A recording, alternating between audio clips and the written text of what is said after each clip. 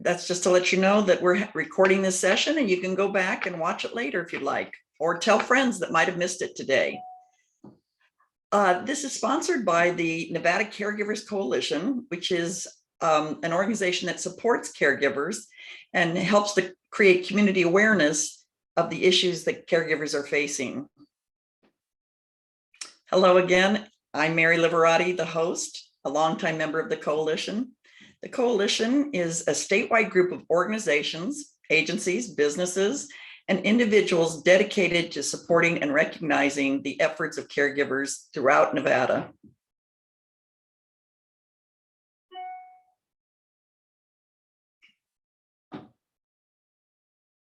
Every November, in celebration of National Family Caregiving Month, we host a recognition event to honor Nevada caregivers. If you aren't familiar with our event, you can see the highlights from last year's event on our website, nevadacaregiverscoalition.com. And last year was a virtual event, but we're hoping this year we might be able to have it in person again. We welcome you to attend our monthly meetings on the second Wednesday of the month from 11:30 a.m. to 12:30 p.m. on Zoom. We would like to encourage you to stay connected to us by liking us on our Facebook page. Share your contact information through nevadacaregiverscoalition.com or put it in the chat today, and we will be sure to include you on our mailing list so that you can know about future events and upcoming future conversations. Before we start, just a few quick reminders. Please mute your microphone unless you're speaking. We do encourage you to keep your video on because we hope this will be a real conversation. If you'd like to, if you do have questions or comments, please use the chat feature. Although later, after our speakers have presented, we will give you an opportunity to ask questions. So we'll let you know when that comes.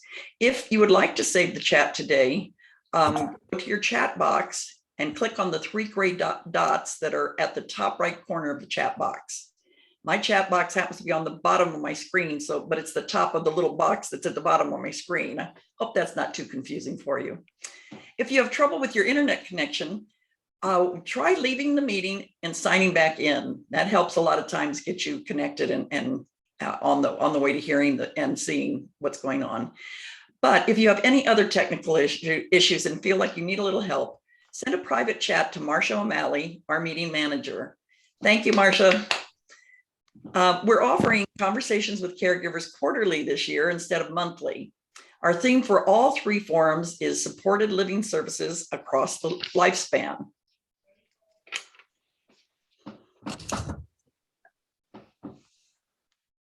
Do we have am I supposed to go to the next slide? Wait, go ahead. Okay, today's forum will provide brief overviews from a panel of experts on services available to keep loved ones at home, whether young or old, and options for residential care in the community. The upcoming sessions in July and October will each take a greater in-depth look at services for an aging population and services for children and youth. After these brief presentations today, the forum will be open for your questions and comments. We want to hear from you. All three sessions will be moderated by Wendy Simmons, who describes herself as born and reared in the old folks' home. Her family pioneered the first housing and dependent and elderly care in the state of Nevada. Armed with 50 years of knowledge and public and private sector experience, she is a regional and national expert on assisted living and government relationship issues. Wendy was an owner, operator, and administrator of assisted living facilities for more than 30 years. She served as the Deputy Director of Wellness for the Nevada Department of Veterans Services, was Director of Assisted Living Development at the Nevada Healthcare Association, and was Bureau Chief of Healthcare Quality and Compliance for the state of Nevada. She was recently appointed by Governor Sisolak to serve on the Nevada Commission on Aging. Welcome, Wendy. We're delighted you're here, and we thank you so much, not only for your interest today in our forums, but we applaud your years of exceptional work. Thanks for being here. Thanks, Mary. And it really is a privilege to see so many familiar faces, but also to see some new ones as we take forward our conversation with caregivers today. Um, as you can tell by Mary's introduction, I've been around, well, I am in the senior ranks now, well into the senior ranks. And I feel very honored and privileged to be your moderator today. We want to make this very conversational. So we have three terrific presenters that are going to be sticking to topic. But after each presenter, we're going to afford you the opportunity to ask a few questions. And then at the close of the event, we will be having an open forum for questions. So please feel comfortable making this very interactive. I also shared with some of our folks this morning before we started, I have an office assistant with me today. Her name is Lily, and she is laying over there in her puppy bed, and she snores very loudly. So if you hear snoring in the background, it's not really me going to sleep. It's my office helper over there snoring, even though she only weighs 20 pounds. She sounds like a freight train. So welcome to Zoom world, right? But at least we can all see each other. We can share some time today. And I am just so delighted to be able to welcome our three speakers. Marcia is going to give us the screen and show you who they are today. We have Anna Olsen-Figueroa, and Anna is our first speaker. I'll tell you a little bit about her, but what we decided to do was before each speaker, we will throw up this screen again in case you want to jot down information about each of them as you think through our conversation this afternoon. So I'd like to first introduce Anna Olsen-Figueroa. Anna's been a licensed social worker for nearly 30 years, working primarily with seniors and persons with disabilities. She's a social service manager with Nevada Aging and Disability Services Division, commonly called ADSD for those of us who've been around for a long time. She manages the community-based care unit and oversees the staff at the Reno, Carson City, and Elko offices. Anna's going to briefly discuss today with us home care services and the state waiver programs for seniors living at home. Anna, the screen is yours. Thank you, Wendy, for that introduction, and thank you all for attending today, our presentations. So I will go ahead and give some information related to our home community-based services programs. And really, if there are any questions, please, I encourage you to ask. If there are any questions that aren't asked at this time, definitely jot down my email and phone number, and please feel free to reach out to me if at a later time after this conversation, or you think of the questions and you're like, this is what I wanted to ask and I didn't ask, please feel free to reach out. I encourage you to do so. So what I will be talking about today is our home community-based services programs. We do have 4 programs that offer in-home support services. 2 of our programs are waiver programs, and they are covered by Medicaid. Medicaid is the payer source for those services. We have our home and community-based services program for the frail elderly, and we also have our home community-based services program for persons with physical disabilities. Both of these programs are covered by Medicaid. Medicaid is the payer source for the services. With the frail elderly waiver, that program really is targeted to individuals that are age 65 and above, that they meet a nursing facility level of care. Also, their gross income would need to be at $2,523 gross per month. And also their resources would need to be at $2,000 or less. If it is an individual that is married, then those resources are looked at as well, but they can be a little bit higher based on spousal impoverishment. Under the frail elderly waiver, what we're looking at as far as services is we do offer for someone to have what we call a personal care attendant come into the home. We have assistance with homemaking, assistance for someone to attend social adult daycare, as well as possibly having an adult companion come into the home. We also have what we call the personal emergency response system, our PERS system. And that really is a necklace or a pendant that someone can wear in case they have fall risk, they are living by themselves, or maybe their primary caregiver, has to leave and go do things. And so they may be in their home setting and they can wear that pendant just for emergencies and just be able to call in case of an emergency. We also offer chore, respite, and for those individuals that may need additional care and support and more on a 24-hour basis, then we look at that next level of care for those individuals. And we look at a group home setting.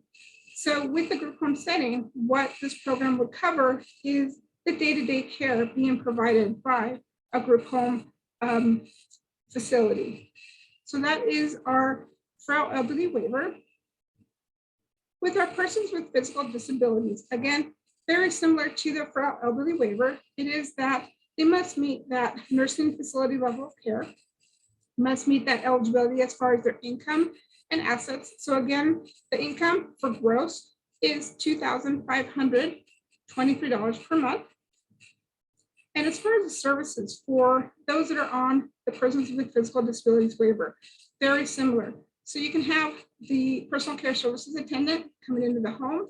We have the homemaker, the adult companion, chore, respite, the PERS, but they also have an option of what's called specialized medical equipment and also environmental accessibility adaptations.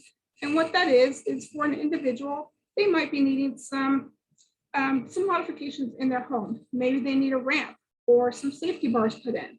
Then that is a service that is covered under the Persons with Physical Disabilities waiver. They are also eligible for home delivered meals. And those meals are really for the individuals that are having some nutritional risks. And though these meals would help to alleviate that. So that is our Persons with Physical Disabilities waiver. So again, those are the two waivers that are covered under Medicaid. So an individual would need to apply for Medicaid. And our social workers with our intake team would work with an individual to explain really what the process is related to applying for our waiver programs. So those are our two waiver programs. We also have our two state funded programs. We have our persons with, I was about to say waiver. So our PAS program, which is Personal Assistant Services, that program really does mirror our Persons with Physical Disabilities waiver. And so with that program, we are looking at providing services such as attendant care, which is really equivalent to the personal care services, homemaking, and also case management. All of the individuals that are on any of our programs, they are assigned a social worker to help coordinate, facilitate any services that are on our programs, as well as try to connect an individual with any services that are out in the community that may benefit that individual. So again, our PAS program is state funded. With this program, we're looking at individuals that do have a physical disability and are in need of assistance with their personal care. So they're bathing, dressing, toileting, grooming. And on this program, there really is no income limit. So a person can have up to 800% of the federal poverty level for their income. If someone does have over a 300% of that income for federal poverty level, then they may have what we call a patient liability, a patient copay for the services that are being provided. We also have our COPE program, which is the Community Options Program for the elderly. And this program actually does mirror our frail elderly waiver. And so it is for individuals that are age 65 and above, but these individuals may not qualify for Medicaid because of their gross monthly income or possibly because of their resources. And so we're looking at individuals, if they're not able to qualify for our waiver, then we do try to look at our COPE program to offer them services in the home. Again, with this program, they are offered personal care services in the home, help with homemaking, help with chore. They're also offered the social adult daycare. They're offered the PERS, and also the case manager, again, to help facilitate, coordinate any services. So those are our 4 programs. So again, 2 of them are covered under Medicaid and 2 of them are covered under state funded dollars.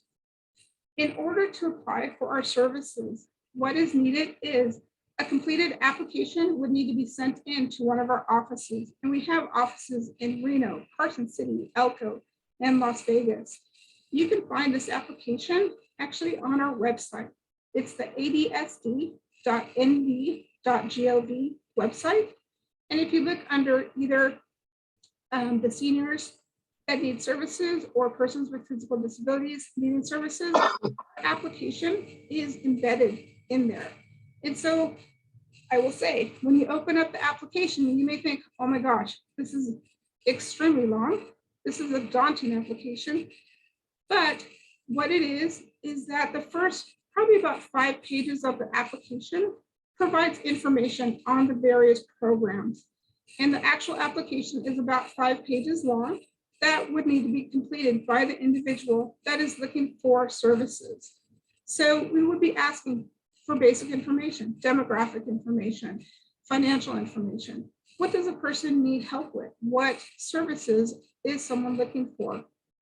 That application does need to be signed and submitted to our office. You can either fax it, email it, drop it off in person, mail it, whatever is easiest for you to do. And if you ever have any questions on the application, on any of our programs, we encourage you to call our office and talk to our CBC intake. They can provide additional information regarding our programs. We can send out the application, whatever you may need. So, I hope that answers and provides some information on our programs. And I'll look at the chat and see if there's any questions. Well, Anna, that was awesome. I mean, you teased us with so many wonderful snippets of information. I know you have a slide deck that we're going to share after the broadcast, so people don't have to copiously take notes. We'll be able to pull that down, but it was very, very rich in information. And I have seen a couple of questions. Mary might jump ahead of me, so Mary, jump in anytime. But one question I had that I know is probably with the group, I heard waiver, I heard pass, I heard COPE program. I might have mispronounced those. But if an individual applies, what is the turnaround time for the processing of the application? We do have somebody with a question that looks like she's going to have an immediate need, and that's share for any kind of support, maybe on the COPE program side. How long is the turnaround once the application goes in? Once the application is received, then it is assigned to a social worker, one of our intake social workers. That intake social worker has 15 days to reach out to that individual to do an initial phone screening to kind of make sure that we have the correct information. We've talked about any services, and we're looking at which program they are looking at applying and that it is the correct one. Then we have up to 45 days to go out and see an individual face-to-face to complete the assessment, help complete the Medicaid application and or state application. And then we would need to be submitting the Medicaid applications for our waiver program, the frail elderly waiver and PD waiver, to our sister agency, to the Medicaid Welfare Office. The Medicaid Welfare Office has a certain time frame to process an application. That is about 45 days. So roughly, we're looking at our waiver about time frame, we're hoping from the intake to the approval of about 90 days. It's not a quick process. It does take some time. And so with that, depending on the person's situation, we will look at, can we look at our COPE or PAS program for an individual to receive services while they're pending for a waiver? Hopefully that answers the question. It did. It did. And I know your office and you most particularly are always available if somebody calls up and maybe they're not eligible for the programs, but you could certainly point them to resources. With your 30 years of experience, I'm pretty sure you know where things are out in the community. So I really want to thank you. Mary, do you see any other questions we should? There was a question about what people do who don't qualify for this funding support for services. And Anna, one thing that I do just want to throw out is that there are services available that you can pay for. You know, Anna, you're just talking about government funded programs, but there is what we call private pay for services that sometimes you can pay for a while and maybe spend down. But Anna, I'll throw that question over to you.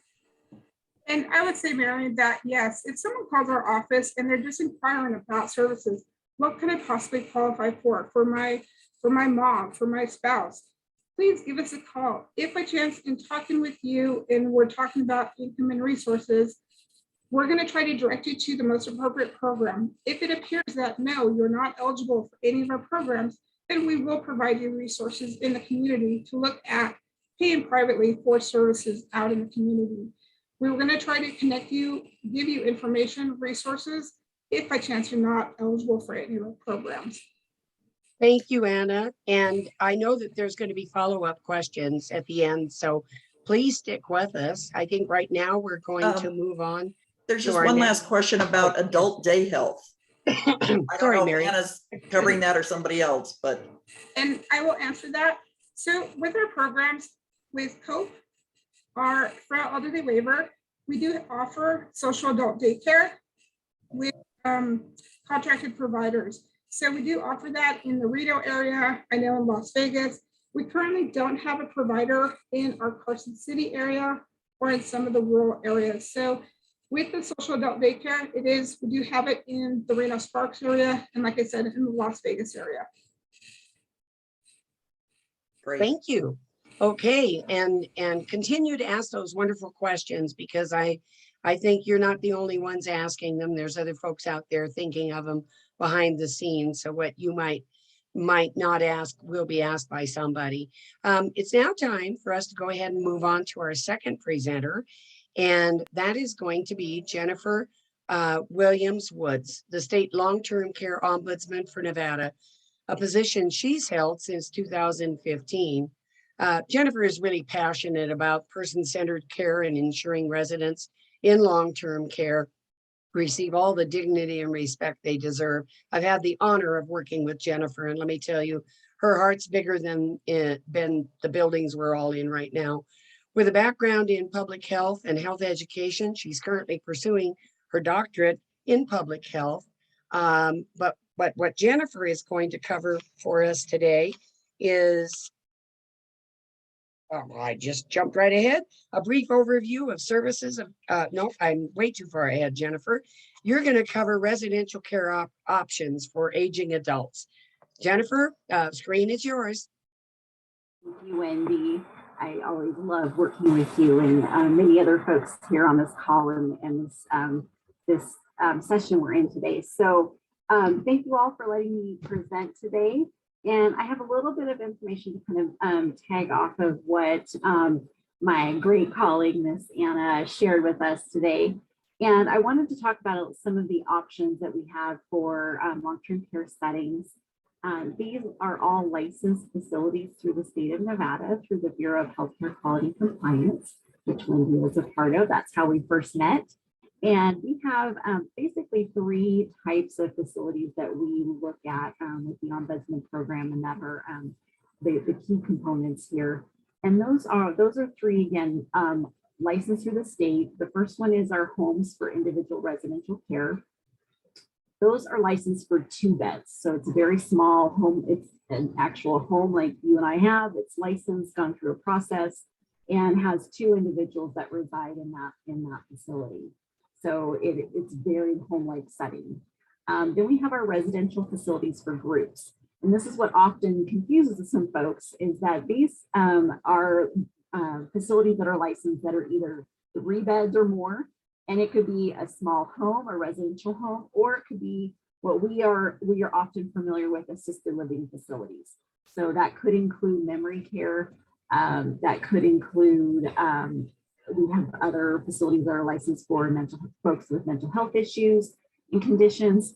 So they do have some different endorsements that facilities can receive so that they can take different types of individuals based on their medical needs. And again, that includes our assisted living. So we've got 3 beds all the way up to 100+.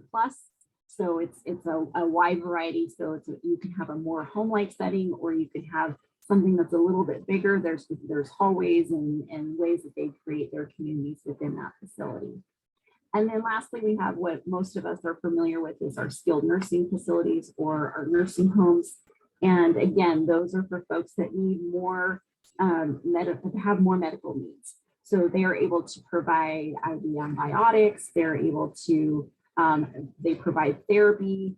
They have activities in their facilities as well. So there's a whole host of services that are provided in those settings. And it's for folks that need beyond what those other 2 facility types can provide.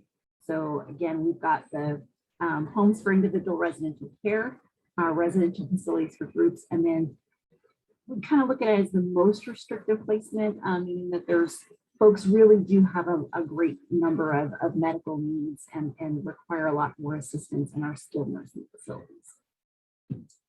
So what I want to encourage you to do when you're looking at where should what type of setting should my loved one go to? And this is a really tough decision for folks. And I have a friend that's who is a former colleague of us working, who worked for ADSD and worked for me. And her father has decided he needs some additional care. And he's moving into a beautiful assisted living facility this weekend. And so I'm really excited that they were able to go to those facilities and find out what works best for them. And that's really first and foremost what I would recommend folks do is go to the facility, see what sits well for you. See, ask folks around, the residents, family members, anyone you see. And now that things have opened up a little bit with COVID, it's a little easier to get into those facilities and talk to folks on tours and things. And you can talk to them in common areas and ask how things are going. So tour the facility on your own. Still a little bit hard. Pre-COVID, I would say you can kind of pop in and see, kind of show up on the spot and kind of see how things are going from that perspective.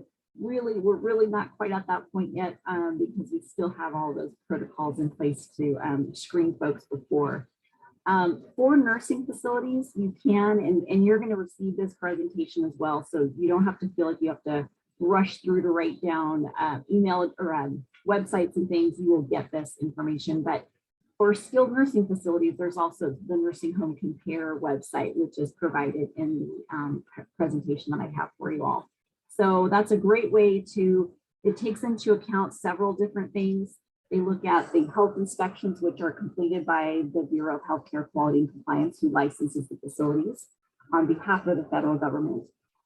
They also look at staffing rates, and they look at other quality measures, which look at how well the facility is caring for the residents' physical and clinical needs in the facility.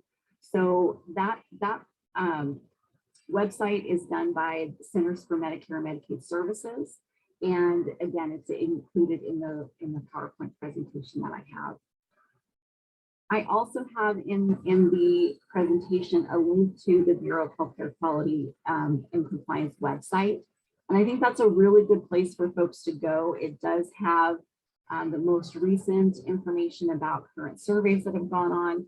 And those surveys are conducted on an annual basis, typically, and or when there's complaints. So it's a really great way to look and see what's going on. It does not have any of the residents' personal information as far as who they are and that sort of thing, but it does go over the types of concerns they walked through the door to look at and looks at their assessment. So you can find annual inspection reports on there, their statement of deficiencies, so the things that they weren't doing well and that they needed to correct. And in order to fix those items, they need to submit what's called a plan of correction to the Bureau to make sure that those things are addressed, and they usually have a resurvey as well. And then, gosh, it's been quite some time now, but, and Wendy, correct me if I'm wrong, but I would say about 2010 or so, 2011 is when we kind of started doing facility grades, or maybe it was a little bit before then. And so each facility type has a facility grade. So that should be in a conspicuous spot when you walk in a facility, in skilled nursing facilities, you should also see not only that grade on the wall, but also a binder with that information that I just discussed is on the Bureau's website as far as their recent survey and things. So it's a good way to kind of gauge what's going on. Sometimes folks ask me, well, gosh, they have a lot of things going on. Isn't that a bad facility? It really just depends, because I always think that if somebody has there's been extra oversight on it and they've done that plan of correction, that's probably the best time to go in and look at things, because they've made those changes and they've addressed the issues. So I think it's a great idea for you to go and look at that as well. And then if there are any issues within the facility, we do have the long-term care ombudsman program, which I manage statewide. We have offices, as Anna mentioned, Reno, Las Vegas, Carson, and Reno. So we have staff available to answer questions if something doesn't look right. We can't recommend a facility, but we can encourage you and direct you back to these resources for you. It would just be a conflict for us to share that information. But again, you can do your research, ask us some questions too. Sometimes there's questions about how do I pay for these types of facilities? And it just depends. Anna mentioned our frail elderly waiver, and that's how a lot of our folks are in our group home settings, our residential facilities for groups. There are a few assisted living facilities that do take that waiver. We see that more in the rural areas where there's limited options. And then, but otherwise, there are homes for individual residential care and our skilled nursing facilities. They could either be private pay, or skilled nursing facilities, Medicaid would also pay for that stay too. And I included in the chat some information about what's called a Miller Trust. And I will keep this in the back of my mind as well for my parents, should they need any long-term care, because they would be over income. But it's a way for folks to be eligible for Medicaid if they need long-term care settings, and then it's tied to your estate basically. And so you can contact an attorney to get some more information about that, so folks are eligible for Medicaid should you need that. There is the VA Veterans VA aid and attendance, which does cover some costs for our large assisted living facilities, and they may cover some of it for our residential facilities for groups. So it depends on the amount of care the individual needs, and then the VA would make that determination as to what the eligibility is for individuals.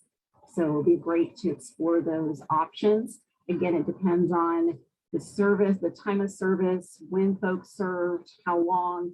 All of that would determine the level of benefits that a veteran would be eligible for, and that would folks would need to contact the VA to go through that process. So it's important to explore those options too, because not only for the individual, the veterans themselves, but also the spouses that need assistance as well. So that's the information that I have. I want to open it up for any questions that folks might have. Jennifer, one question we have is, it's a statement that no one really wants to put their loved one into long-term care, but they're asking, might there be some value to a temporary visitor stay, especially if a caregiver has to have surgery, or they just need respite. They need to have a break from all that constant caregiving. So is there a way to have a temporary placement in a long-term care facility? You know, it's not necessarily a one-way street, but they could go in and out. Can you expound on that a little? Yes, and I'll add some information. We do have a respite program associated with aging and disability services too. So I'll add that information as we switch speakers here. I'll add that information too. But I would encourage anyone to participate in respite. Everybody needs a break. Providing care is it's a tremendous workload that you put on. When we say in sickness and in health, we don't quite imagine some of the things that we might be doing for our loved ones or our families as we all age. So I would definitely encourage folks to do that. A lot of the larger assisted living facilities and even our skilled nursing facilities do provide provide that respite care for individuals. So they usually have a few rooms available for folks, and some of our are on a sliding scale. We do have some scholarships available too through our PAC unit, and I will go through and provide that information in the chat, but I would encourage anyone to look into that. Do they go through all the requirements as if they were going to stay long-term? No, that I don't have the answers for that, and it may be specific to the facility. They do need to make sure that everybody is safe as far as, TB and all of that, and now we've got COVID too, so they might need to show proof of vaccination, although it's not required, but it gives folks a little bit more ease of mind. So I'll do a little bit of research and get back to you. If I don't get the answers in this meeting, then I'll get it back to Marcia before the end of the week, and you can send it out to the members. But great question, Mary. And I don't know if you'll know the answer to this, but maybe Wendy might know, but on veteran services, you talked about aid and attendance, and that's usually in the home. If I remember correctly, it's in-home services. Mary, I'm sorry, Jennifer, allow me. Mary, aid and attendance is actually an income eligibility benefit that will also contribute to the cost of care in residential care / assisted living settings. And even in I did put it in the chat room, medical foster homes that the VA system, which is similar to a home for individual residential care. It's a small group home setting with full case management from the VA. But yeah, aid and attendance does contribute to the long-term care settings. And the veterans home, how do people be eligible to go to that? Is there, Jennifer talked a little bit about service and years and things like that. Are the veterans homes have those same requirements? And do you have an idea of how long people might wait to try to get into a veterans home? Both north and south, the veterans homes are a wonderful option, Mary, but the actual, they do verify eligibility through the DD 214. They all have to have a discharge document that says they served in the armed forces. And incidentally, spouses of veterans can go into the veterans home as well. That's a private pay format, but they have eligibility based on their husband's or wife's period of service. So the best thing to do is contact each of the veterans home. I mean, I could go on and on about it today, and maybe in a future show where we go into the actual nuts and bolts of some of the options out there, we can pull that data in. But great options for individuals. If they have 80% or above disability, they're considered 100% service connected, and that will be 100% covered in the veterans home, no charge. So there are some extraordinary benefits to military service and disabilities associated. Great. Thanks. Yeah. Okay, any other questions that we have? I did put something in the little chats for you on the nursing home compare and then the grading system. Jennifer, thank you for bringing that grading system up in Nevada. Nevada is the only state in the union that has a grading system for residential care / assisted living still to this date. And you are correct, it rolled out around 2008, 2010. So yeah, it's pretty cool for people to be able to use that as a scoring mechanism. Not seeing any other questions right now. So we are going to go on to our next speaker. And as we showed you before, you've got all three speakers up if you want to roll back to their contact information. But our third presenter is Heather Owsley. Heather has worked at Sierra Regional Center for 8 years and is the supervisor and program coordinator for the respite and self-directed fiscal intermediary programs, which are kind of interesting programs.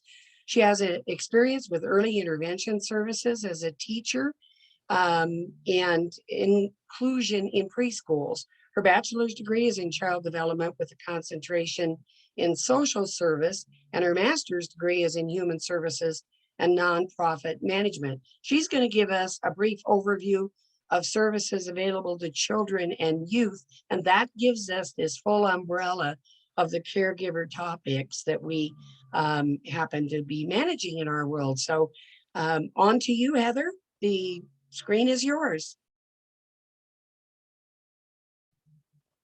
Thank you. I just had to get unmuted. I know. I am so glad to be here, and I appreciate everyone's time today. We at Sierra Regional Center, we are one of the regional centers in the state of Nevada. There's a total of 3.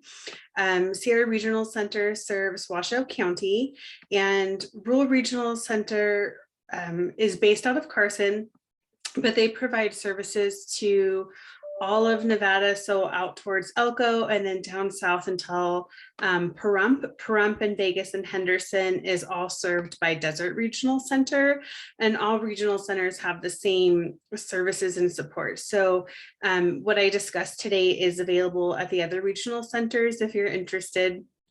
But we serve individuals with intellectual disabilities or related conditions, so autism, Down syndrome, and they do have to, for related conditions, they do have to ensure that they qualify, and it's really easy to get in touch. You just contact the intake department, and then one of our service coordinators reach out to you and go through what's necessary to become eligible for our program.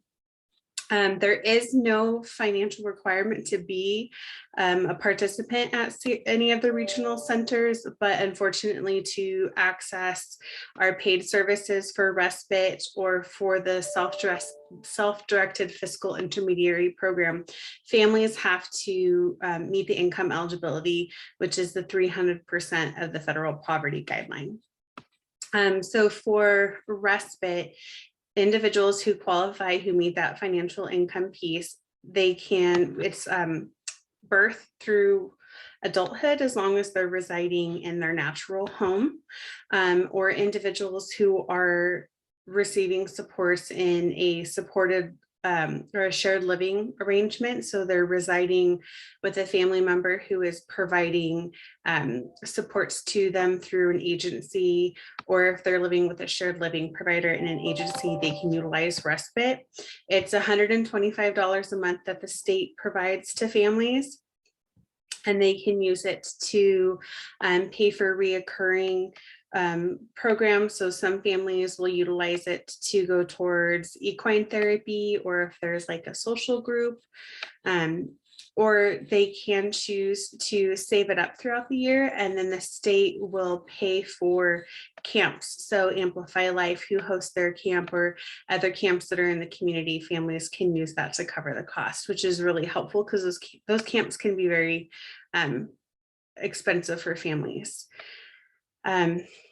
We just recently changed, so respite rolls over. So once a family accesses it, it'll roll over for each fiscal year as long as they continue to meet the income eligibility. There's no longer a need to reapply for the service, which is really wonderful. And then it's the $125 a month. It can vary depending on budget, but I haven't seen that happen for, well, since my time at SRC.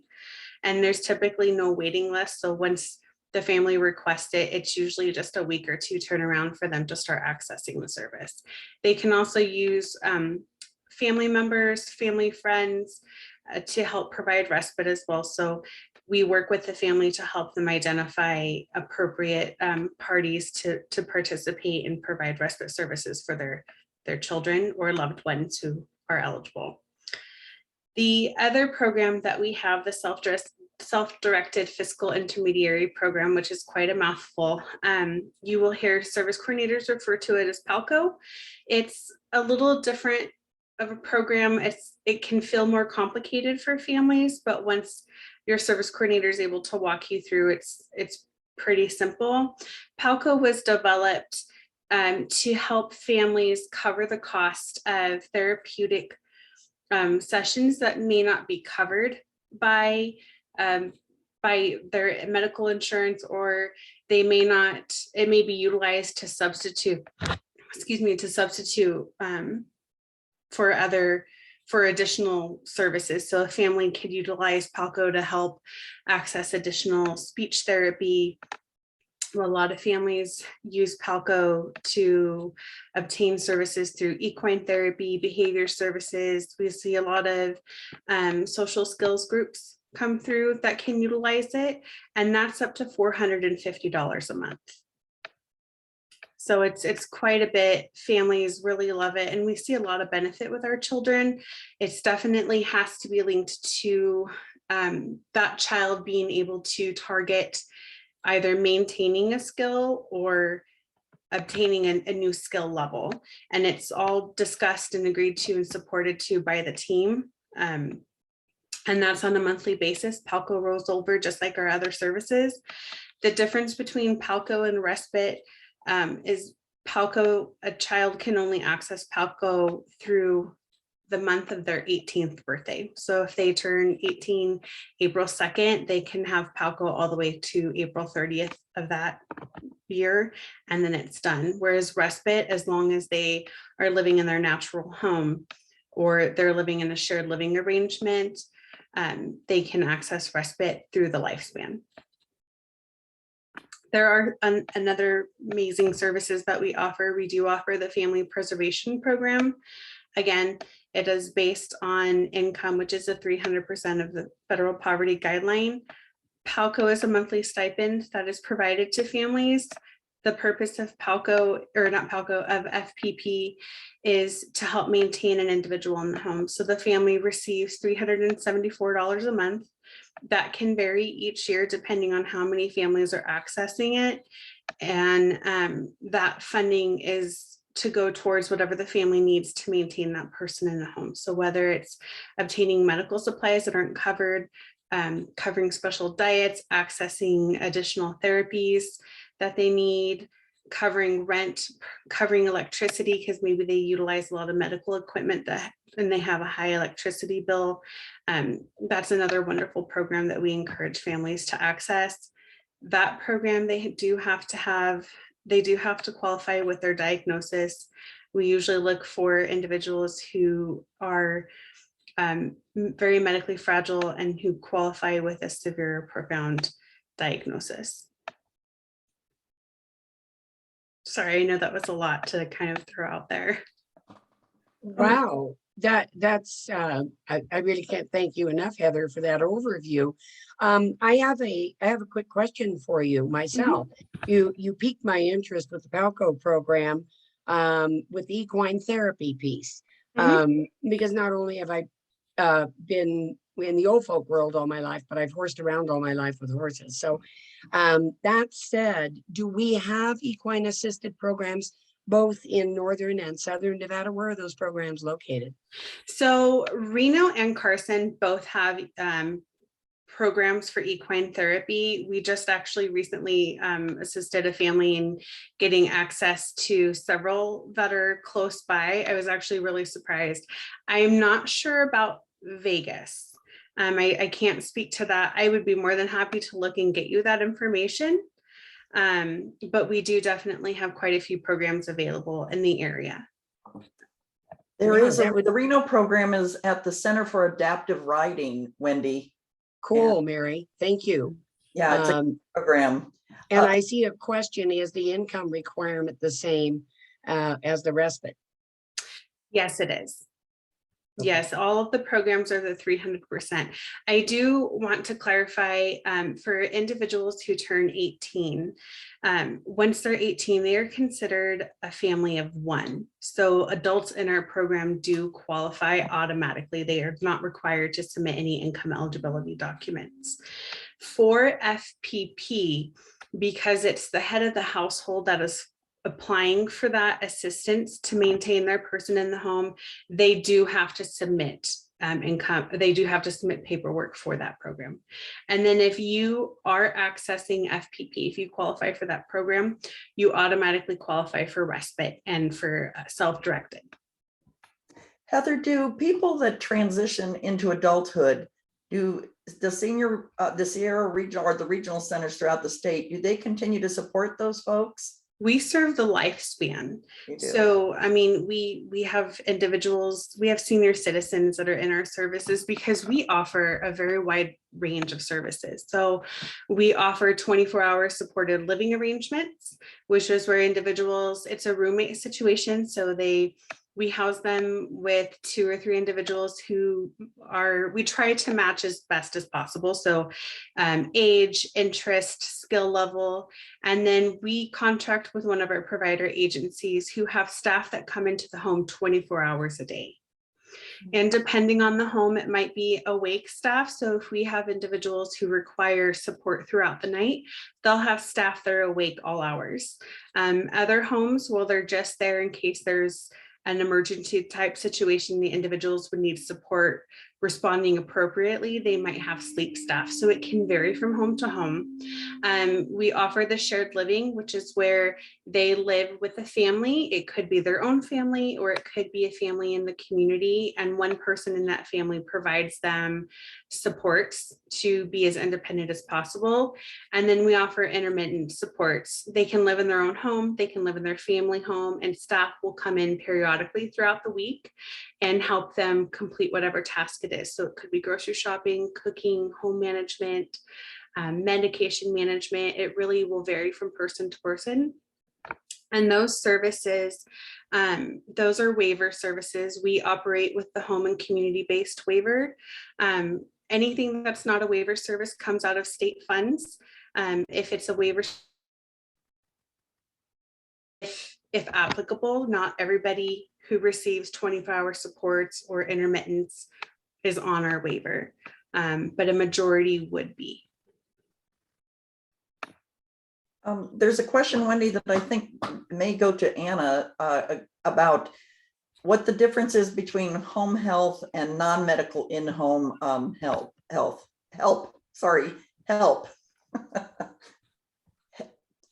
Okay, Anna? Home health, and then how's that different from non-medical in-home help? Okay, Mary, with home health services are primarily ordered by a physician or a specialty physician. And usually with the home health, there does need to be a skilled need for those services to go into the home. And those are covered by Medicare, and those need to be ordered by the physician. They tend to be short-term. With the in-home services that I'm talking about under the waiver or under our state programs, or if someone is paying privately, those services are really considered non-medical services in the home, more of a custodial care service. And those are not covered by Medicare. And that's where we do ask, for people to contact our office and check to see, would someone be eligible for one of our programs for the services? And if by chance they're not, then yes, we provide the services, or the resources for private pay out in the community. We have a question back for you, Heather. What's the minimum income requirement for FPP? It is the 300% of the federal poverty, and I don't know the number off my head because it does depend on the size of the family. So a family of 2 would be different than a family of 4. Correct. Okay. Let's see. Oh, I see that. I just let everybody know that Heather has put in the chat that if you're interested in services through the regional center, you can contact the intake department, and the phone number is there, 775-687-2600. We've had a lot of good information put into that chat. So if you don't save the chat, as I believe Marcia said, or maybe Wendy earlier, that will be put on our website along with the recording for today. So great information I've been reading in the chat while all our great speakers have been speaking. Well, Mary, I know that we're pushing on time, and we're probably not even done with our questions and our conversations with caregivers as we're participating here today. But I do want to thank our amazing panelists, for their knowledge and wisdom, and also their links and their offer that people can contact their offices and do follow-up questions, because navigating the continuum of care options, it can be very befuddling, and it's extra special when you can actually talk to a real person and they can point you in a direction, even if they can't directly provide those services. So I do want to thank our panelists today for that sharing. I also want to thank Marcia O'Malley of Mindful Media Services for the technical assistant. Marcia, this has just been too much fun. You've managed all of us very, very well and kept us rolling. And I really want to thank you for that. There have been coalition committee members too who planned this forum. Mary Liverati, our wonderful Mary, Cheryl Donnell, Tori Diego. Tori's been participating here today. Marta Malone, Kathy Doyle, and Deanna Hearn. But most importantly, special thanks to all of you for attending here today. You bring the heart and the need and the pulse to the energy that goes with this particular discussion. And I do hope that you'll join us in the next round of discussion, which is going to be in July and October at 2 p.m., July 14th and October 13th. Meanwhile, do remember, these sessions are being recorded and we'll notify each of you when the recordings are available. Please feel free to share them with your friends. Also share the slide deck and keep those questions coming. The Caregiver Coalition is all about making sure that we can stand in support of all of you who have particular needs and queries. So thank you for joining us today. Mary, back to you. You're on mute. I know, I muted myself, sorry.